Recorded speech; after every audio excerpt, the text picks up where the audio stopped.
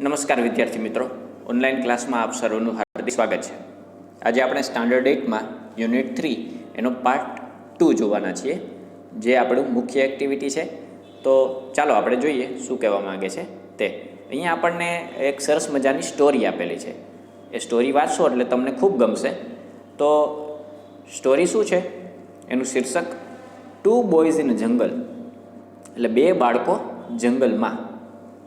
તો અમિત અને ભૂપેનની આ વાત છે. Amit was in Assam. અમિત છે એ અસામમાં છે. He was staying with his friend Bhupen. Staying એટલે રહેવું, વિથ હિઝ ફ્રેન્ડ એટલે તેના મિત્ર સાથે. તેના મિત્રનું નામ શું છે? Bhupen. Amit: Assam is so beautiful. Assam છે એ બહુ સુંદર છે. Isn't it? શું નથી? તો it has forest and reverse. તો તેને ત્યાં શું છે? ફોરેસ્ટ છે એટલે જંગલ છે, રિવર છે એટલે નદીઓ છે. Your forest have a thick bushes, long creeper, thick tree, short tree and tall trees. તો ભૂપેનને અમિત એવું કહે છે કે ભાઈ તમારે ત્યાં તો બહુ થીક બશિશ એટલે ગાઢ જંગલ છે, લોંગ ક્રીપર્સ એટલે લાંબી લાંબી વેલો છે, થીક ટ્રીઝ એટલે જાડા ઝાડવાઓ છે, શોર્ટ ટ્રીઝ એટલે નાના ઝાડવાઓ છે, અને ટોલ ટ્રી એટલે ઊંચા ઝાડવાઓ પણ છે. The leaves of the banana plants are glossy. Glossy એટલે ચમકતા અથવા તો ચળકતા, શાઇન કરતા. તો બનાનાના જે પાંદડાઓ છે, કેળાના પાંદડાઓ, એ કેવા છે? ગ્લોસી એટલે ચળકતા છે. તો do ants skate on them. શું કીડીઓ તેના ઉપર સ્કેટિંગ કરી શકતી હશે? તો Bhupen smiling: certainly they must have a lot of fun, haven't they? ચોક્કસ એમ કહે છે દાંત કાઢીને કે તેઓને બહુ મજા પડતી હશે. શું નહીં પડતી હોય? why are all the trees so tall? અમિતને એક પ્રશ્ન થયો કે ભાઈ તમારે ત્યાંના આ વૃક્ષો આટલા બધા ટોલ એટલે કે ઊંચા કેમ હોય છે? તો ભૂપેન એને જવાબ આપે છે, they are tall because we get a lot of rain. Lot of એટલે પુષ્કળ અથવા તો ખૂબ જ. અમારે ત્યાંના વૃક્ષો બહુ ઊંચા હોય છે તેનું એક કારણ એ છે કે અમારે ત્યાં બહુ વરસાદ પડે છે. અને the soil is very fertile. Fertile એટલે ફળદ્રુપ. અને અહીંયાની જે સોઇલ એટલે માટી છે એ કેવી છે? ફળદ્રુપ છે. વી હેવ અ થીક ફોરેસ્ટ. અહીંયા થીક એટલે જાડું નહીં પણ ગાઢ, બરાબર. અહીંયા અમારે ગાઢ જંગલ છે એમ. તો we have tall trees in Dang too. તો અમિત એવું કહે છે કે અમારે પણ ડાંગમાં કેવું જંગલ છે? તો કે ઊંચા ઊંચા વૃક્ષોવાળું અમારે ત્યાં ડાંગમાં હોય છે એમ. We all have forest. We also have a forest એટલે કે અમારે ગુજરાતમાં પણ જંગલ છે. ભૂપેનને સાંભળેલું હશે એટલે ભૂપેન એવું કહે છે કે Gujarat is a famous for lion, isn't it? તો કે હા, ગુજરાત છે એ સિંહો માટે પ્રખ્યાત છે. ઇઝન્ટ ઇટ એટલે કે શું નથી? તો આપણે બધા જાણીએ છીએ કે ગીરમાં આપણને એશિયાટિક લાયન એટલે કે એશિયાના સિંહ જોવા મળે છે, બરાબર. એ 2 જ જગ્યા છે જ્યાં સિંહો છે એ ઝૂમાં નહીં પણ આપણને સિંહ છે એ ફરતા ખુલ્લા જોવા મળે છે. એક આફ્રિકન લાયન અને એક એશિયાટિક લાયન, બરાબર. આ 2 જગ્યાએ છે આપણને સિંહ છે એ ફરતા ખુલ્લા જોવા મળતા હોય છે, બરાબર. તો yes, we have a lion sanctuary. Sanctuary એટલે અભયારણ્ય. તો હા, અમારે ત્યાં શેનું અભયારણ્ય છે? સિંહનું અભયારણ્ય છે. We also have a wild ass sanctuary, sloth bear sanctuary and many bird sanctuary as well.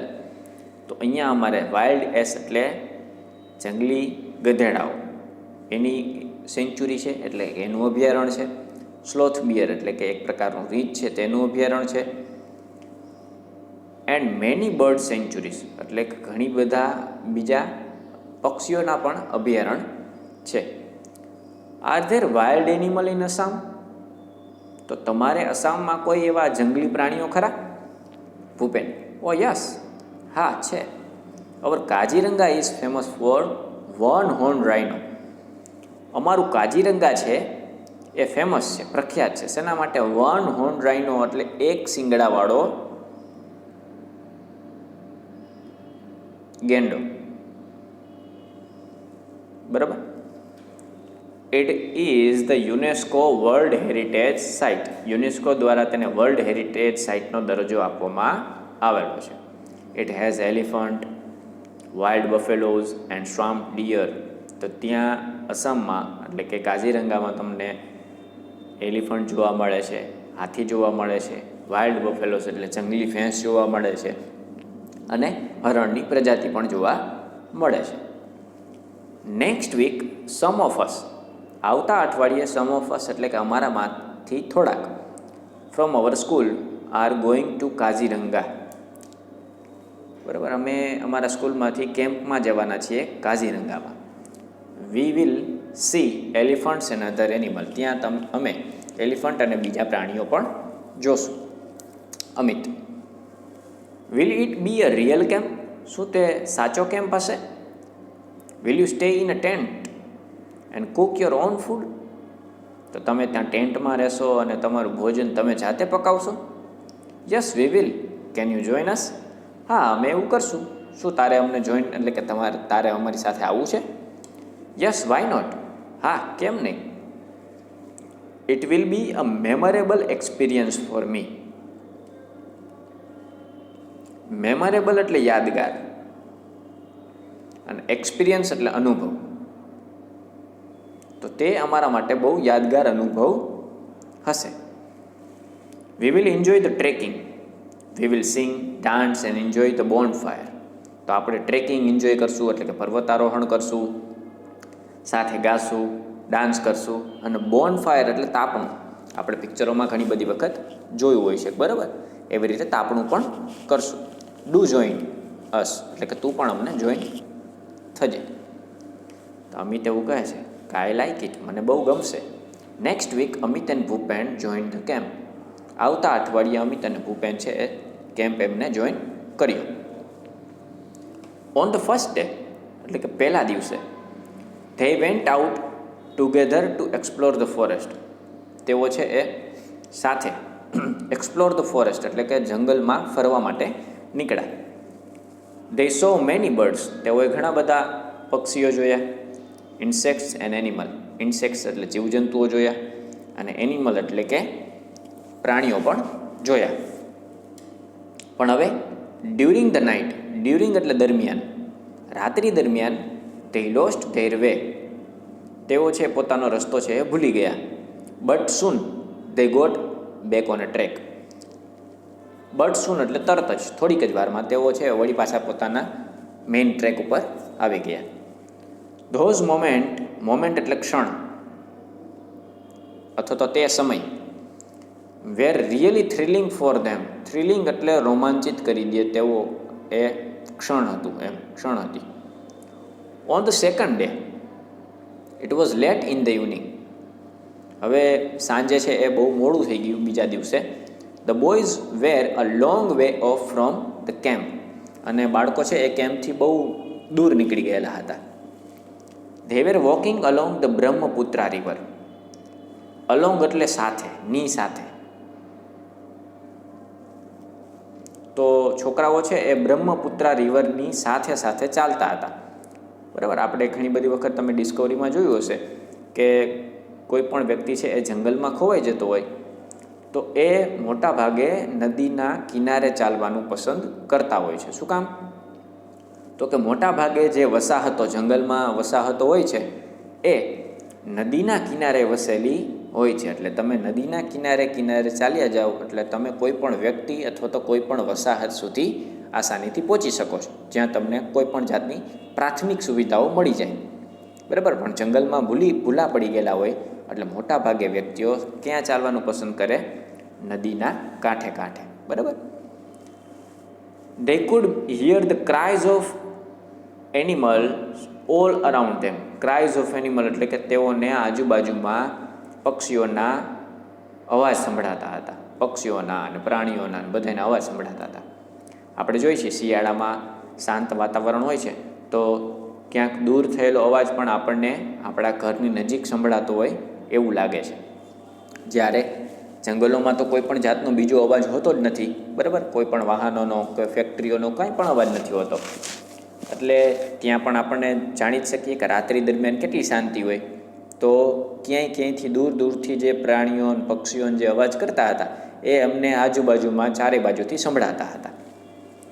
Bhupen, walk fast, we must go to the camp quickly. Quickly એટલે ઝડપથી,